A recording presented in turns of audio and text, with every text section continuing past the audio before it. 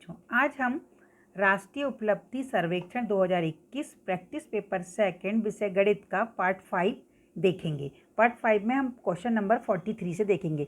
चित्र में एक आलेख दिया हुआ है जिसमें भारत के 4 अलग अलग क्षेत्रों में पेंटालून की दुकानों का संख्या दी हुई है।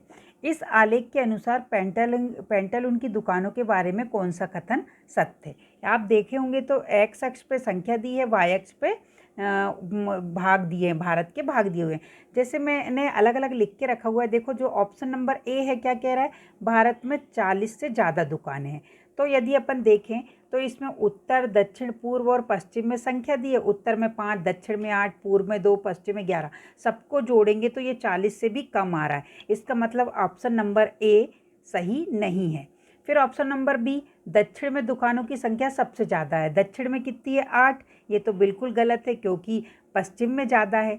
फिर हम देखें ऑप्शन नंबर सी, उत्तर के मुकाबले दक्षिण में दुकानों की संख्या दुगनी है। तो हम देखें उत्तर में कितनी है? 5। 5 का दुगना क्या होगा? 10, जबकि दक्षिण में तो 8 है, यानी ऑप्शन सी भी गलत है। फिर हम आगे देखें, दक्षिण की दुकानों की संख्या उत्तर और पूर्व की दुकानों की संख्या के जोड़ से ज़्यादा है। तो दक्षिण में दुकानें 8 हैं, उत्तर और पूर्व में यदि हम देखें तो 5 और 2 दोनों को जोड़ा 7, यानी ये ऑप्शन नंबर डी जो सही है, दक्षिण में 8 दुकानें। इस प्रश्न का उत्तर ऑप्शन डी सही है। क्वेश्चन नंबर 14, जब किसी संख्या को त्रिकोणमिति ग्रिड के बिंदुओं द्वारा दिखाया जा सके तो उसे त्रिकोणीय संख्या कहते हैं। नीचे एक संख्या पैटर्न दिखाया गया है जो त्रिकोणीय संख्याओं से बना है। तो इस पैटर्न में अगली त्रिकोणीय संख्या क्या होगी हमें बताना है। देखिए बच्चों, पहले में कितने बिंदु दिए? 3, दूसरे में 6, तीसरे में 10। हम यदि इसको चेक करें कि पैटर्न किस प्रकार से बन रहा है तो पहले और दूसरे वाले में 3 का अंतर है। फिर दूसरे और तीसरे वाले में 4 का अंतर है। इसका मतलब कि अगला तीसरे और चौथे में 5 का अंतर होगा। तो हमारे जो तीसरे में 10 बिंदु हैं और इसमें जोड़ेंगे तो 10 और 5 15, यानी अगला जो त्रिकोणीय संख्या होगी उसके पैटर्न में 15 आएंगे। तो हमारा जो ऑप्शन नंबर ए 15 सही उत्तर है। क्वेश्चन नंबर 45, नीचे बने हुए 4 आकारों को ध्यान से देखना है। उसके बाद हमें बताना है कि 2 आकारों का परिमाप समान है, वो कौन से हैं, पर उनका क्षेत्रफल अलग है। क्षेत्रफल में हमें ये, आप चित्र को ध्यान से देखेंगे तो इसके नीचे आपको ग्राफ दिखाई देगा। तो जो क्षेत्रफल होता है उसमें हम टोटल डब्बे गिनते हैं और जो परिमाप होता है उसमें हम बाहर की लाइनें गिनते हैं, छोटी छोटी लाइनें। यदि सूक्ष्म रूप से हम देखेंगे तो 2 और 4 आकृति, 2 और 4 की लाइनें बिल्कुल बराबर हैं, उनकी संख्या समान है। तो 2 और 4 का परिमाप समान होगा। पर क्षेत्रफल में हम डब्बे गिनते हैं तो देखो इसमें डब्बे हमें देखें तो 1 2 3 डब्बे दिखाई दे रहे हैं या 4, और इसमें हमें 6 डब्बे दिखाई दे रहे हैं। ध्यान से गिनेंगे तो 1 2 3 4 5 6, यानी 2 और 4 का क्षेत्रफल तो अलग है पर परिमाप क्या है? समान। इसलिए इस प्रश्न का ऑप्शन नंबर सी 2 और 4 सही उत्तर है। क्वेश्चन नंबर 46, नीचे तालिका दी है, उसमें कक्षा के 80 विद्यार्थियों के 100 में से प्राप्त अंक दिए हैं।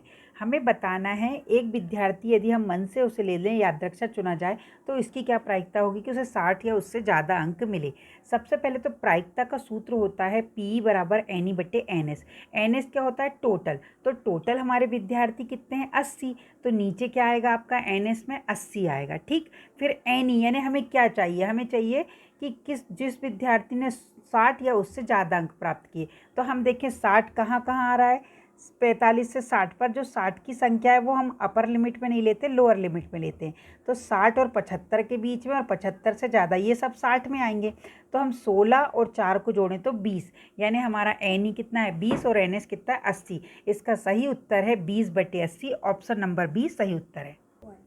क्वेश्चन नंबर 47 है, किसी कक्षा के छात्रों से सवाल पूछा गया, आप अक्सर कितनी बार कसरत करते हो? तो नीचे तालिका में छात्रों के उत्तर दर्शाए गए हैं। आप अक्सर कितनी बार कसरत करते हो? देखिए सारे हिस्से बताए गए हैं अलग अलग। इनमें से सबसे कम चुना गया उत्तर कौन सा है? तो हम सबसे छोटा टुकड़ा जिसमें आ रहा है वही सबसे कम चुना गया है। तो हम देखेंगे कि 2 दिन में 1 बार सबसे छोटा आ रहा है। तो हमारा इस प्रश्न का सही ऑप्शन है ऑप्शन नंबर डी, 2 दिन में 1 बार। क्वेश्चन नंबर 48, एल की लंबाई का अनुपात रेखा एम के मुकाबले कितना है हमें बताना है। हम देखेंगे कि जो रेखा एल दिख रही है, फिर रेखा एम, यदि हम देखें तो एम का 1 भाग लग रहा है और एल का 3 भाग लग रहा है, और पहले एल के बारे में पूछा गया यानी 3:1। इस प्रश्न का सही उत्तर है ऑप्शन नंबर ए, 3:1। और फिर क्वेश्चन नंबर 49 है, हल करें। 1/5 की घात 4, उसके होल घात 1/2। यदि हम घात खोलें तो कैसे खोलेगी? 1/4, 4 गुणित 1/2, 2 से 4 को काटेंगे तो 2 आएगा, यानी 1/5 के ऊपर 2 की घात आ गई। यदि हम ये 2 घात को दोनों पर अलग अलग करें तो 1 की घात 2 और 5 की घात 2।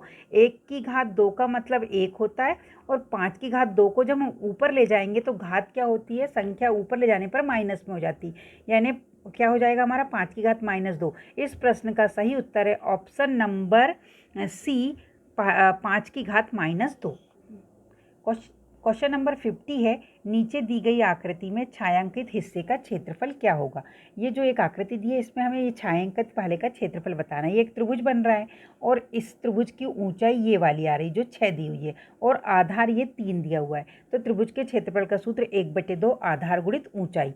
1/2 आधार हमारा 3 और ऊंचाई कितनी दी है? 6। 2 से 6 को काटेंगे 3 और 3 से 3 का गुणा करेंगे, 3 तिरका 9, 9 सेंटीमीटर स्क्वायर। यानी इस प्रश्न का सही उत्तर है option number D, 9 centimetre square. फिर क्वेश्चन नंबर 51 है, एक बेलन की ऊंचाई 20 सेंटीमीटर, पृष्ठ की परिधि 16 पाई सेंटीमीटर, बेलन का कुल पृष्ठीय क्षेत्रफल निकालना है। सबसे पहले जो परिधि का सूत्र होता है वो 2πr। 2πr बराबर कितना दिया है? 16 पाई दिया हुआ है। यदि हम इससे r निकालेंगे तो पाई से पाई कट गया, और 16 में 2 का भाग देंगे तो कितना आ जाएगा? 8, यानी r बराबर 8 सेंटीमीटर आ गया।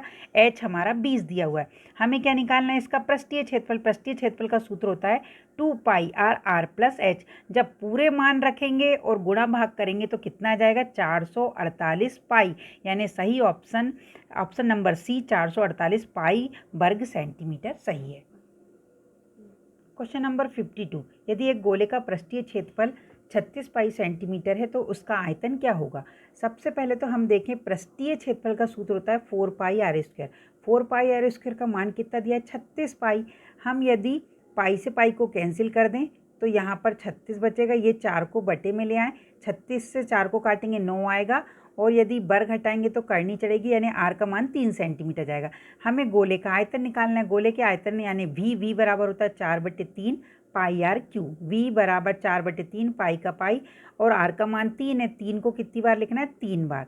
तो बटे वाले 3 से 1 3 कट गया तो 2 3 बचे। 2 3 का मल्टीप्लाई करेंगे तो 9, और 9 का 4 से मल्टीप्लाई करेंगे तो 36 पाई वर्ग घन सेंटीमीटर। इसका सही उत्तर आएगा हमारा ऑप्शन नंबर ए, 36 पाई घन सेंटीमीटर। क्वेश्चन नंबर 53 है, एक लंबवृत्तीय बेलन का वक्र पृष्ठीय क्षेत्रफल 8.8 मीटर वर्ग मीटर है। यदि बेलन के आधार की त्रिज्या 1.4 मीटर है तो हमें उसकी ऊंचाई बताना है। सबसे पहले वक्र पृष्ठीय क्षेत्रफल बेलन का होता है 2πrh। इसका मान दिया है 8.8। हमें इसमें r का मान निकालना है, तो बाकी हमें इसमें h का मान निकालना है, या h का मान निकालना है। तो हम h बराबर कैसे निकालेंगे? 8.8 पाई का मान होता है 22/7। 22 नीचे 7 ऊपर, ये वाला 2 नीचे जाएगा। r की वैल्यू हमें कितनी दी है? 1.4।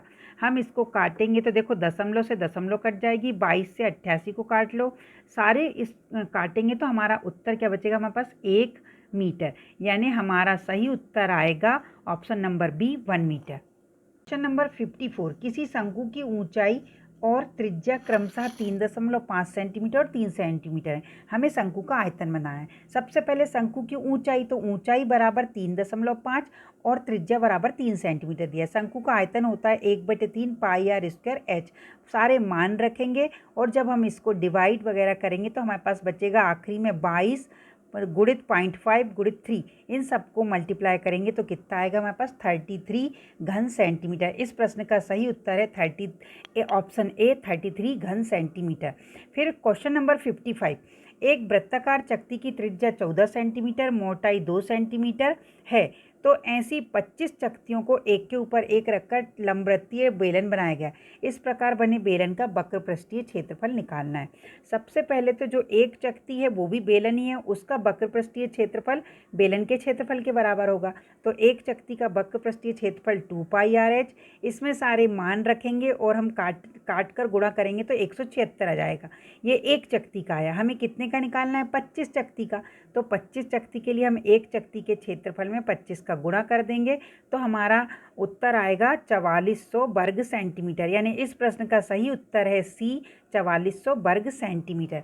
आज हमने यहीं तक देखा बच्चों। अगली वीडियो में इसके शेष प्रश्नों को हम देखेंगे। धन्यवाद।